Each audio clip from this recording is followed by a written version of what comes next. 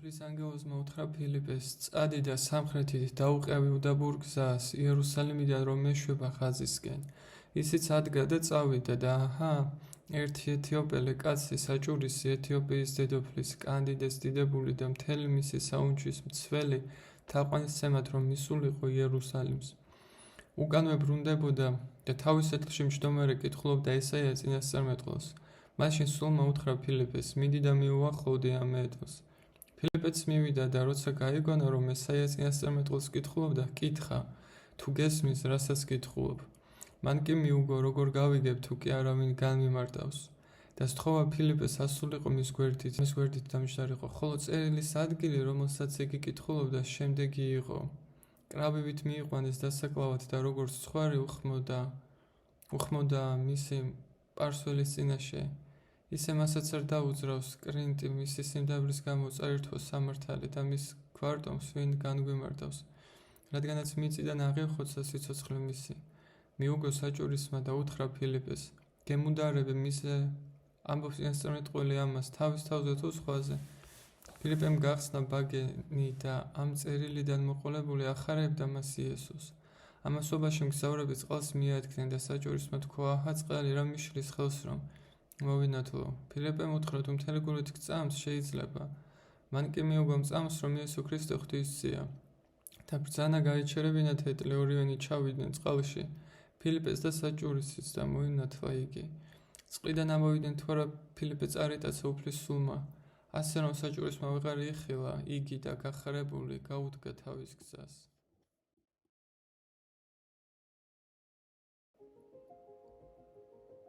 წმინდა თეოფილაქტე ბულგარელი. გთხოვ გითხრა ვიზი ამბობს ეს წინასწარმეტყველი. უნდა ვიცოდეთ, რომ წინასწარმეტყველები ხანდახან სხვებზე ლაპარაკობენ, ან საკუთარ თავზე მესამე პირში, რადგან ეს კითხვის დასმის ფაქტი აჩვენებს მის დაკვირვებულობას. აი წყალი რა მიშლის ხელს რომ მოვინათლო, შეხედე როგორ გონივრულად იქცევა ის. თავიდან კითხულობს და ვერ იგებს, შემდეგ კი იგივე წინასწარმეტყველებას კითხულობს. მასში მოცემულია სწავლება იესო ქრისტეს ტანჯვაზე, აღდგომაზე და წმინდა სულის მადლის მონიჭებაზე. შემდეგ თხოვს მოინათლოს, ფილიპე უგვარებს ამას თანმიმდევრობით. სწორედ ამ წინასწარმეტყველებიდან დაწყებული. გულში უკვე მზად მყოფი, თანდათანობით მიდის ნათლობამდე. მაგრამ ის არ ამბობს მომნათლე, არამედ რა მაძლევს, რა მიშლის ხელს. ამ კითხვით მან ძლიერი სურვილი გამოხატა ნათლისღების მისაღებად. და როცა წყლიდან ამოვიდნენ, წმინდა სული დაეშვა საჭურისზე, ხოლო ფილიპე აიტაცა უფლის ანგელოზმა. და ევნუხმა ვეღარ იხილა იგი და სიხარულით განაგრძო გზა. ფილიპე სულმა აიტაცა, რაც კიდევ უფრო მომაჯადოებლად აქცევს ამოვლენას. და ამავე დროს სიხარულს ანიჭებს ფილიპეს, რადგან იგი იმავე ღირსებას მიაღწია, რამაც წინასწარმეტყველებმა, როგორც მაგალითად აბაკუმმა. ფილიპე სულმა აიტაცა და არა ანგელოზმა, როგორც ადრე. ეს იმიტომ, რომ ანგელოზი ხორციელ ადამიანებს ეჩვენებოდა, ხოლო სული უფრო სულიერს. კარგია, რომ ფილიპე იყო აღებული ევნუქისგან იმ ადგილიდან, რადგან შეიძლება ევნუქს დაეწყო თხოვნა ფილიპესთვის, რომ იგი გამგზავრებულიყო მასთან ერთად და ფილიპეს შეიძლება გაინაწყენებინა იგი, რომ არ დათანხმებულიყო გარემოებიდან გამომდინარე. და ესე მოეწყო ყველაფერი ღვთის განგებულებით, რომ სულმა წაიყვანა ფილიპე აზოთში, სადაც რადგან მას იქ უნდა გაეგრძელებინა თავისი მოღვაწეობა.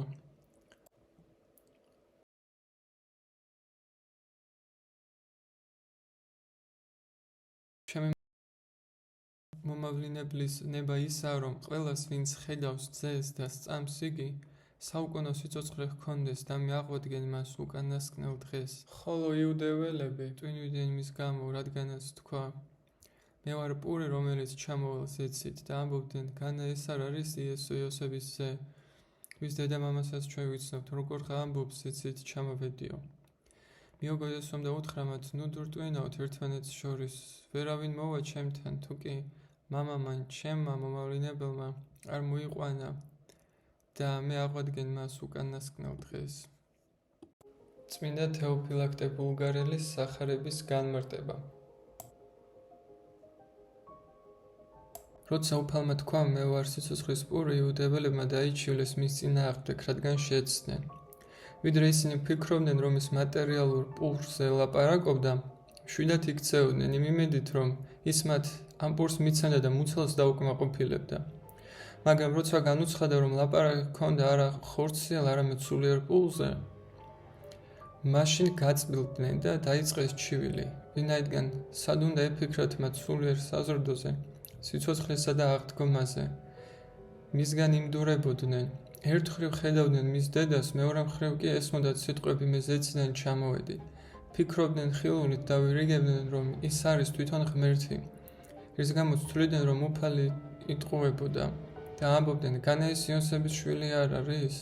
თავად მაცხოვარი არ პასუხობს მათ, მე არ ვარ იოსების შვილი, რადგან ისინი ვერ გაიგებდნენ ქალწულისაგან უთქმელ დაბადებას. თუ მათი გონება ვერ სწვებოდა ხორციელ დაბადებას, მით უმეტეს ვერ სწვებოდა საუკუნო დაბადებას მამისაგან. რას პასუხობს უფალი? ვერავინ მოვა ჩემთან, თუ მამა არ მოიზიდავს მას. ეს სიტყვები არ აუქმებს ნების თავისუფლებას, არამედ აჩვენებს, რომ მორწმუნეს სჭირდება მრავალი დახმარება ღვთისაგან. სხვაგვარად რომ ვთქვათ, მამა იზიდავს მათ, ვინც საკუთარი ნებით მზად არიან, ხოლო ვინც საკუთარ თავს უუნაროდ ხდის, მათ არ მოიზიდავს რწმენისკენ. როგორც მაგნიტი არ იზიდავს ყველაფერს, რაც მის გვერდით არამედ მხოლოდ რკინას, ისე ღმერთი ყველას მიუახლოვდება, მაგრამ იზიდავს მხოლოდ მათ, ვისაც აქვს შინაგანი შესაბამისობა მასთან. მამა მოჰყავს ძესთან, ძე კი აღადგენს და აცოცხლებს. მისცემს სიკეთის სუნთქვას და სიცოცხლეს, რომელიც არის სულიწმინდა. ამრიგად მთელ წმინდა სამებას ეკუთვნის მადლი მორწმუნეთათვის, არა მხოლოდ მამას ან ძეს ცალკე, არამედ როგორც არსება ერთი, ასევე ქმედებაც ერთია. მამას მოჰყავს, ძე აცოცხლებს, სულიწმინდა კი ცოცხალთათვის არის სუნთქვა, ვინაიდან ყოველი ცოცხალი სუნთქვით ცოცხლობს. ნახე, როგორი ძალა აქვს ძეს, ამბობს მე აღვადგენ, არ ამბობს ჩემი მამა აღადგენს, არამედ მე, რადგან ყოველთვის არ ლაპარაკობს თავის თავზე დაბლად, არამედ ზოგჯერ ავლენს თავისი ღვთაების სიდიადეს. მას დამდაბდეთ ღვთის მტკიცე ხელქვეშ, რათა დროულად აგამაღლოთ თქვენ, მას მიანდეთ ყოველი თქვენი საზრუნავი, რადგანაც ის ზრუნავს თქვენზე. იფხიზლეთ და ფრთხილად იყავით, რადგანაც თქვენი მტერი ეშმაკი დაძრწის, როგორც მრღვინავი ლომი და მსხვერპლს დაეძებს. წინააღმდეგით მას მტკიცე რწმენით გახსოვდეთ, რომ იგივე ვნებები ემუქრება თქვენს საძმოს ამ წუთის სოფლად. ხოლო ღმერთი ყოველი მადლისა თავის და სადიდებლად რომ გიხმოთ იესო ქრისტეს მიერ, თქვენი ხანმოკლე ტანჯვის შემდეგ თვითონვე სრულგყოფთ, დაგამკვიდრებთ, გაგაძლიერებთ და განგამტკიცებთ. დიდება მას და ძალმოსილება უკუნის უკუნისამდე, ამინ.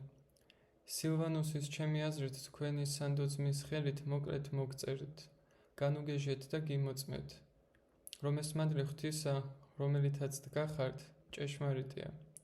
მოგეკითხავთ თანარჩეული ეკლესია ბაბილონისა და მარკოზი, ჩემი ძე, სიყვარულის ამბორით მოიკითხეთ ერთმანეთი. მშვიდობა ყველას, ვინც იესო ქრისტეში ხართ.